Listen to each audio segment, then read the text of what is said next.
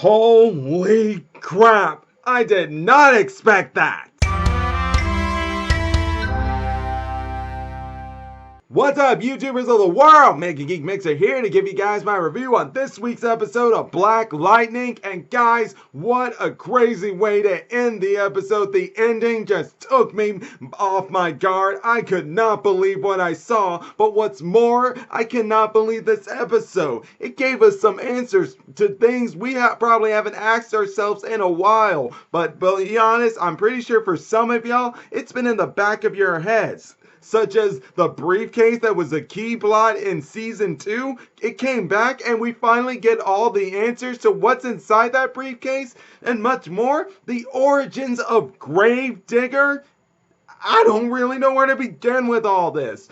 All I just know is, I don't know how these guys keep doing it. They keep throwing surprises at us left and right. And we are just got 2 more episodes left until the season finale. And already I'm wishing they were here because I don't know how much more of this I can take.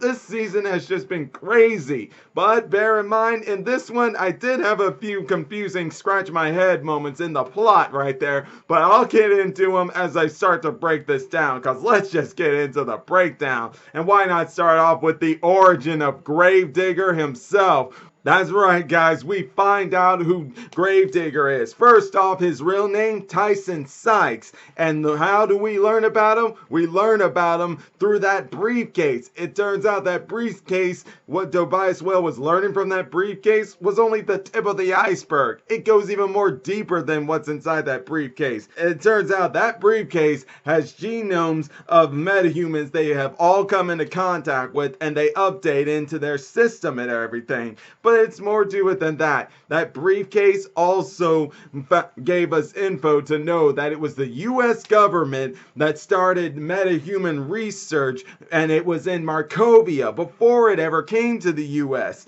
And their first ever metahuman to come out of that program was, you guessed it guys, GraveDigger. But here's what I find also interesting about it. So first off, GraveDigger, his metagene powers were awakened because they were trying to do an advanced soldier program. Now, does that sound familiar to anybody? If you guys are knowing what I'm talking about Deathstroke, because that's exactly what happened to him. So GraveDigger and Deathstroke have a similarity there. The only difference is this awoken a metagene within inside of GraveDigger.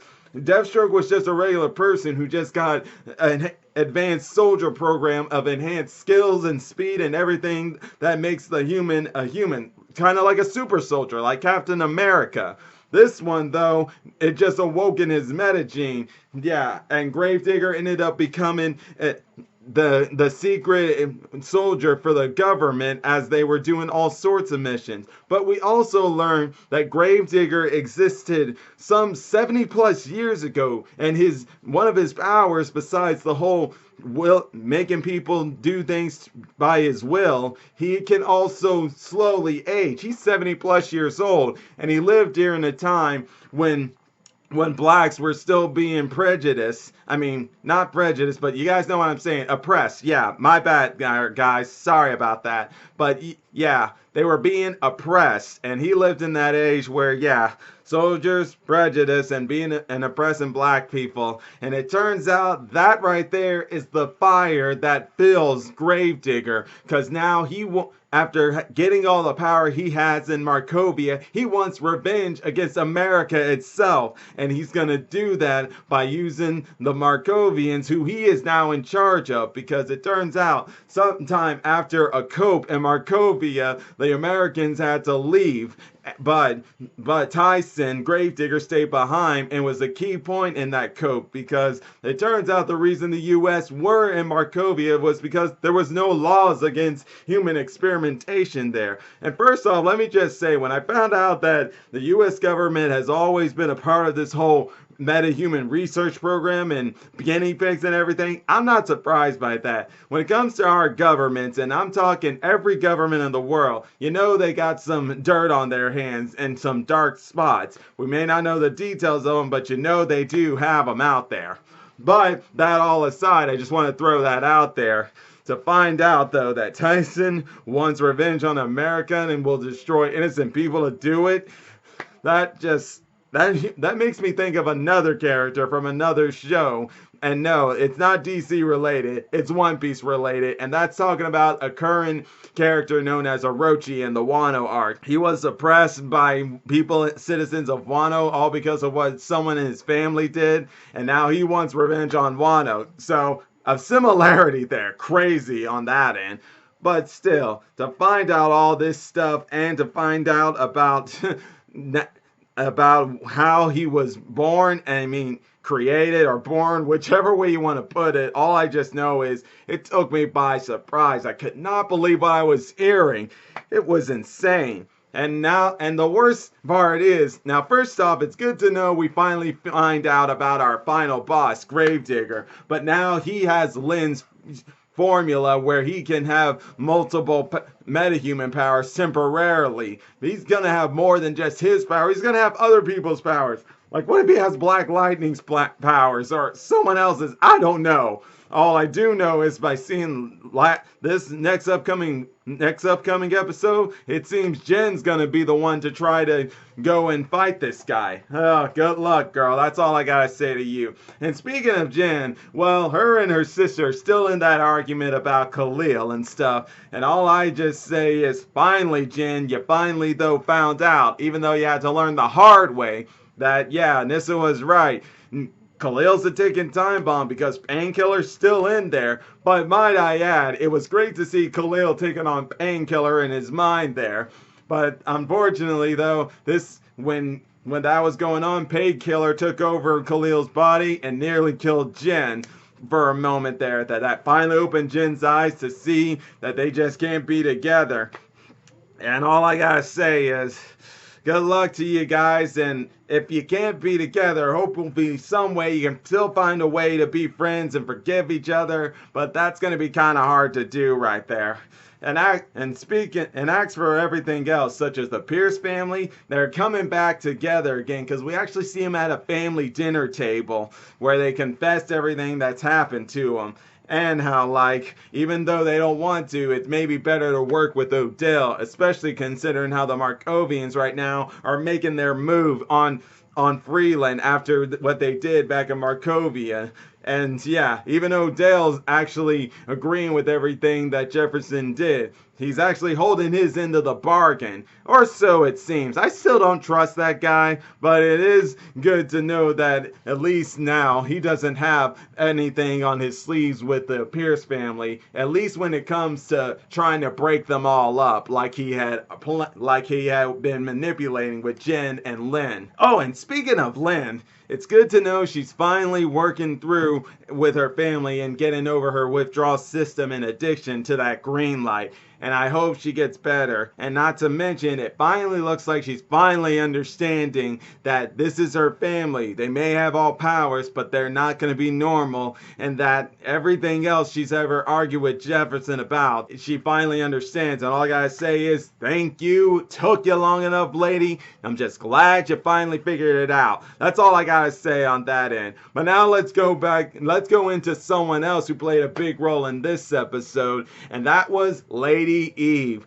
Now, at first, when I last saw Lady Eve, I was worried and thinking, why isn't she the same person she was in season 1? Because back in the last episode we saw her in, her presence just didn't have that feel to it. But I did believe that maybe she was just playing a game here and just like letting it all play in for right now. And it turns out I wasn't exactly on point, but I wasn't close enough. I wasn't far off. It turns out she was waiting to see if there was something she could get on Lala, and it turns out there was. Now, first off, guys, I'm pretty sure this wouldn't have surprised you if y'all watched the episode. Yes, it turns out that it's Lady Eve. Her powers, I mean, not her powers. Lady Eve is the one who designed that program, the one that Lala has in him that Tobias Well gave him after he resurrected him as Tattoo Man. That belonged to Lady Eve, and she actually made a bargain with Lala that she can get rid of it as long as he gives her the briefcase. If you guys don't remember that briefcase, I'm pretty sure if I didn't say it before, that briefcase played a key role in season 2 with Tobias Well, something that Jefferson and Peter Gamby were trying to get their hands on for all the time in season 2. But in the end, Lala took it because he wanted it for when Tobias Well came back. But when Lady Eve found out about it, yeah, she's asking for it in exchange for freeing Lala from that Tattoo Man program. And yeah, of course he's gonna agree to that because he wants to be able to have free will without anyone restraining him.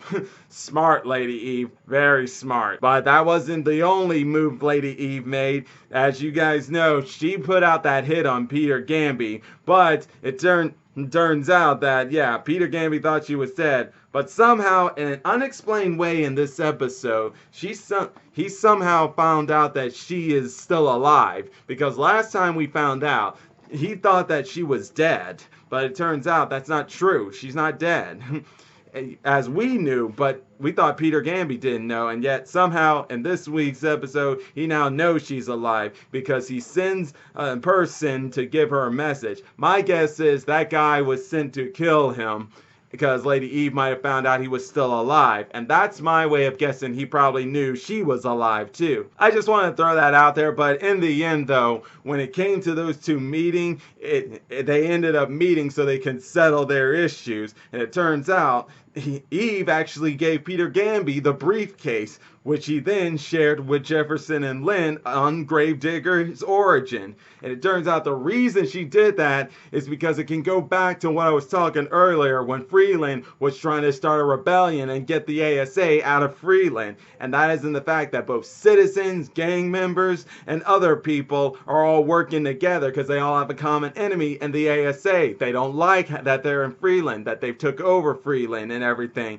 and they want them gone. And that's exactly why Lady Eve gave Peter Gamby that briefcase. She doesn't like what the ASA's done to Freeland, and she wants them out. So you could kind of say indirectly she helped the rebellion in some way. Who knew it would happen? Who knew it would happen?